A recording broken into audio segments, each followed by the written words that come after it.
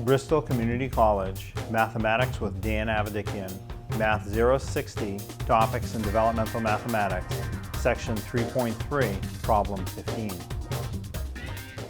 This is Section 3.3, Problem 15. It says compute an exact answer to the problem shown, and we have 67.25 minus 5. Now, the way the problem is written, the 5 does not have a decimal point. And one thing that's important is we have to make the decimal points line up. Well, we can assume that the decimal point is after the 5. And the decimal points do not line up. So to do the subtraction, I want to rewrite the problem as 67.25. Still minus 5, of course, but I want to put the 5 so that the decimal point lines up. Again, it's not written in the problem, but you can assume it's just after the 5.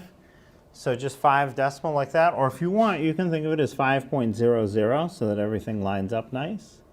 So written this way, the decimals do line up vertically. They'll still come straight down to being the answer.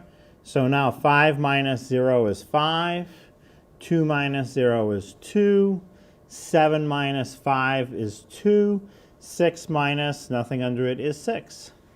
So the answer is 62.25.